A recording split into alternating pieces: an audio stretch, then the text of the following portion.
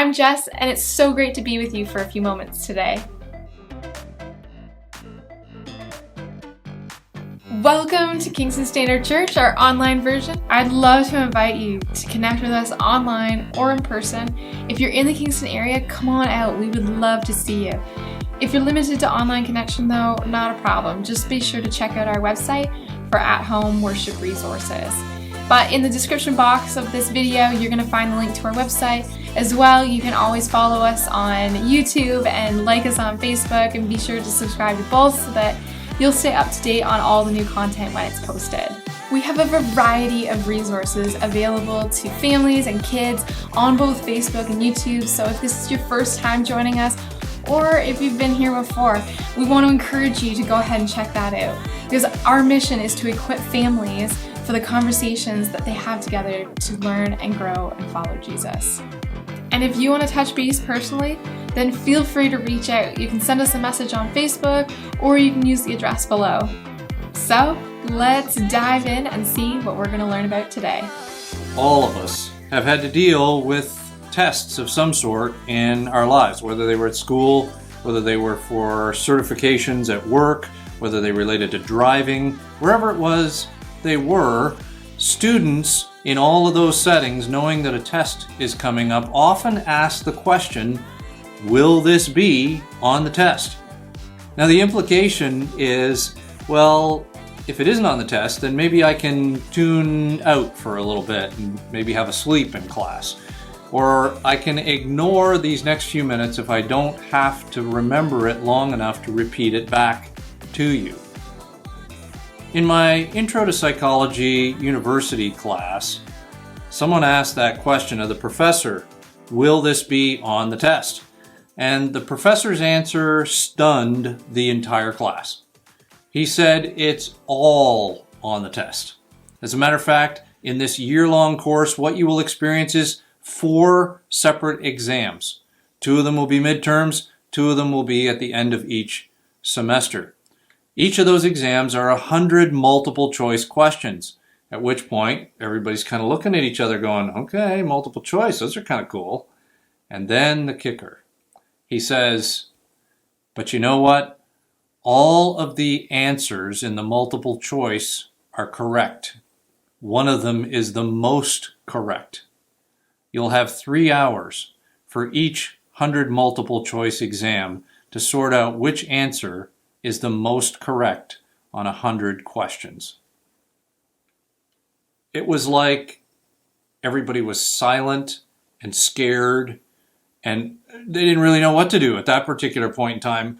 It was almost like all the air got sucked out of the room, and it was amazing to realize just exactly what that might possibly mean. Everything from our textbooks, everything from every lecture, everything from everything that we had experienced in that class was going to be on the test. How were we going to navigate? Even as you went into it, the anticipation of that made it nerve-wracking. And I didn't typically get too rattled around tests.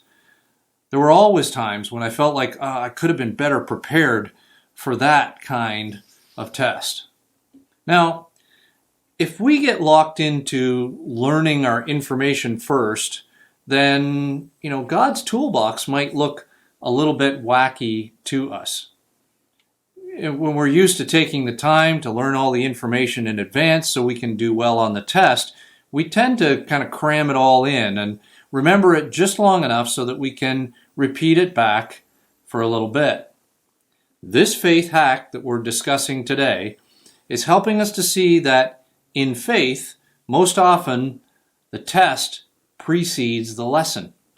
So when we're following Jesus, the lesson and the application is kind of what grows out of the test that comes in our lives. And in life with Jesus, tests are commonplace.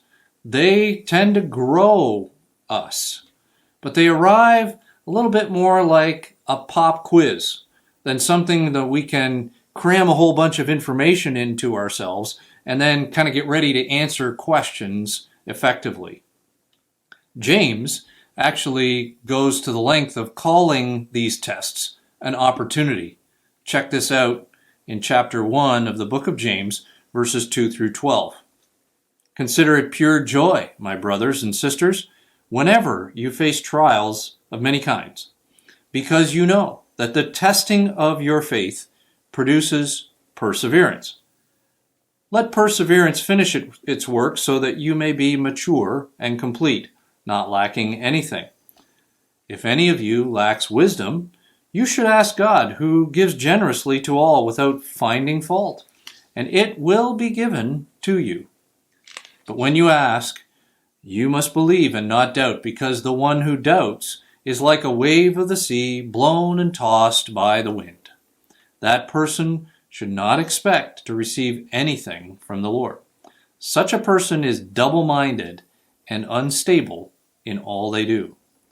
Believers in humble circumstances ought to take pride in their high position, but the rich should take pride in their humiliation, since they will pass away like a wild flower. For the sun rises with scorching heat and withers the plant, its blossoms fall, and its beauty is destroyed. In the same way, the rich will fade away, even while they go about their business. But blessed is the one who perseveres under trial, because having stood the test, that person will receive the crown of life that the Lord has promised to those who love him.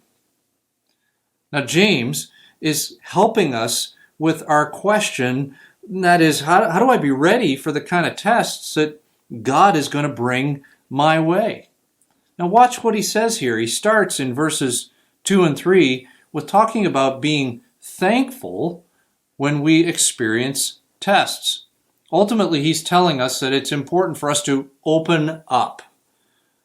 Now, if we're honest, when we think about tests, we usually think about difficult times or struggles in our lives. And for most of us, what we'd really like to say at that point is just make it stop.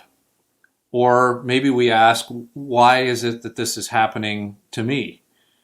We can find ourselves in a position where all we want to do is retreat, kind of withdraw within ourselves, and we just kind of put up a flag and say, let me know when it's all over.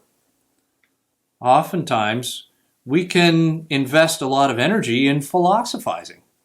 Statements like, is this about consequences that I deserve? Is this about injustice in a broken world? Is this about shaping my character? And those conversations do have some value, but life is not always crystal clear in those boxes, is it? It seems a little bit more fuzzy sometimes as we walk through and as we lean and trust in God. But the big temptation is to just withdraw. So during pain or frustration, sometimes they can last a lengthy period of time.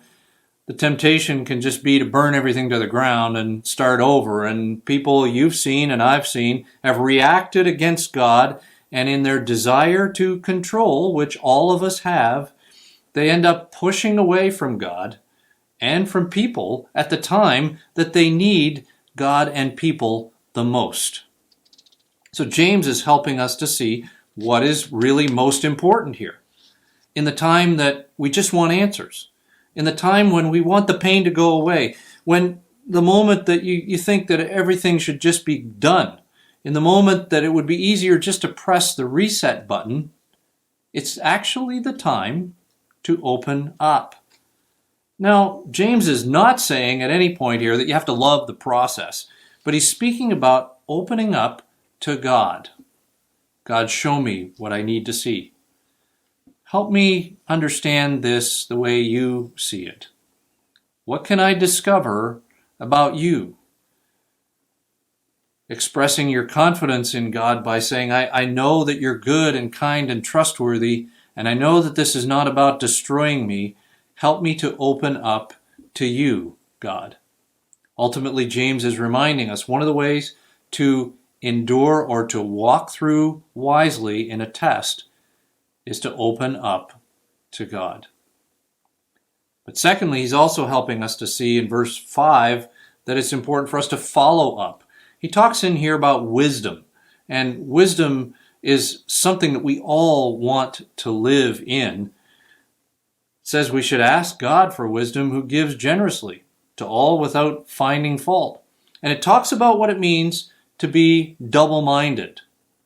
Double-minded, really, in this category or definition here of what James is helping us to see, is really about asking God to show us the way and then refusing to go in that direction. To say, God, I want you to show me what to do, and when he does, to say, no, I don't like that way. I want to do this my own way.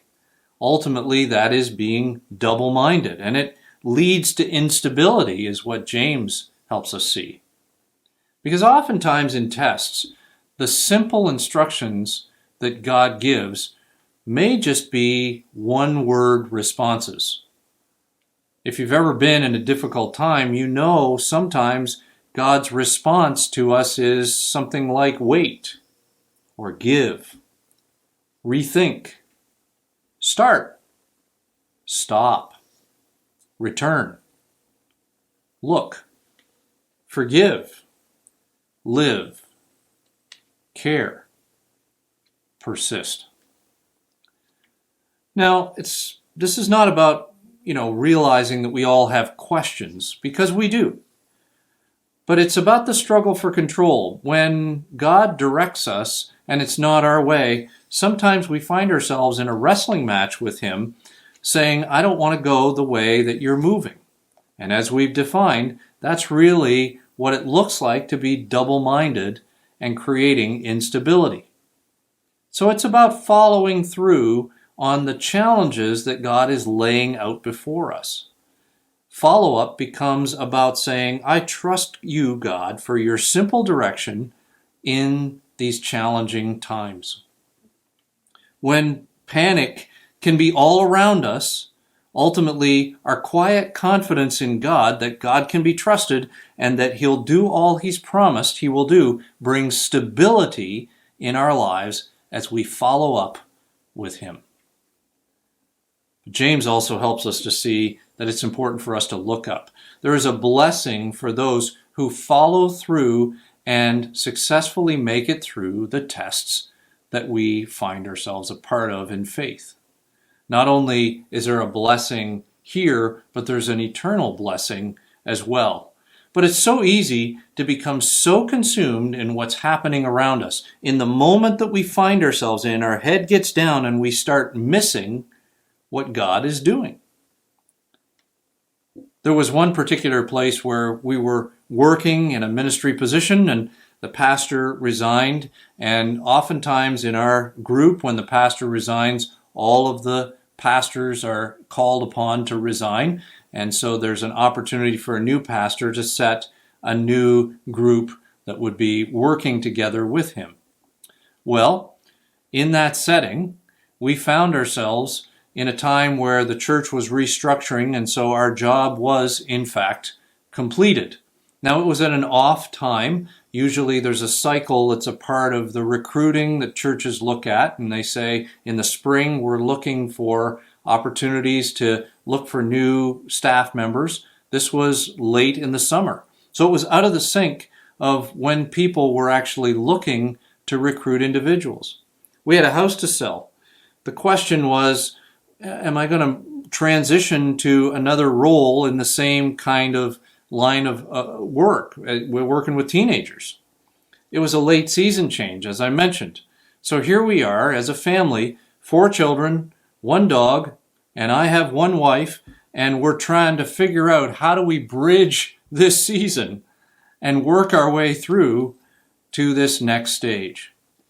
Fortunately, in the middle of that time, there were some local contacts who stepped up, and I was able to acquire work in a local niche ministry in the area. And it was special friends that kind of rallied around us in that particular time. We ended up, as our house sold, finding ourselves in a bit of a space where we needed just to bridge some more time, and so we ended up receiving free storage from some of those special friends, as well as some of them helping us locate a house that turned out to be free to us for the period of time we were in it. During that period of time, our family was even blessed with a trip to Disney World. And so some of our fondest family memories are in that free house, having opportunities to be together. They're some of the coolest moments we look back on because we were spending time enjoying each other. And I believe that God has an ultimate reward and blessing for us, but I believe He also wants to share some moments of blessing in the midst of some of the challenging times in our lives. So when we pull our heads back up and look up, we can see what God is doing around us. If we spend all our time just trying to focus on getting through it and fixing it, then we may miss the beauty that is unfolding in the middle of it all. So the basic hack that James is really kind of outlining for us in faith here is when we follow Jesus, the test often precedes the lesson. And when the test comes, James is coaching us that it's time to open up. It's time to listen to the direction in which God is leading. It's time to follow up by honoring the simple insights God is giving. And it's time to look up for some of the moments of blessing that God is looking to accomplish in our lives. So, where are the challenges for you today? What would it look like if we were to choose to open up to God and to follow up with Him, honoring simple insights, and to look up for the moments of blessing that are happening all around us? Instead of just focusing on, well, when will this all be over and we can go back to what we want to be used to, some of us today are dealing with threats to our health, difficulty in our finances, conflict in our relationships, some workplace drama, maybe even family crises. So will we find ourselves in a position where we run, where we withdraw and kind of retreat to ourselves? Will we just try to fix it all and jump in and make things happen? We've heard what James says when it comes to trusting God and trusting ourselves, that sometimes our attempts to control just bring way more instability in the midst of these testing times. So what will it look like for us today to trust God, to open up, to follow up, and to look up, knowing that in God's toolbox, the test will often precede the lesson? Thanks again for joining us today. Be sure to subscribe to our YouTube channels, or if you're watching this on Facebook, then you can like and follow us there. And it would mean so much to us if you took a moment to comment, like, and share this video so that others are able to enjoy it as well. And hey, if you're in the Kingston area, come on out. We would love to see you. Please know though that you are loved and that we're praying for you. And we certainly appreciate your prayers too. We'll see you soon.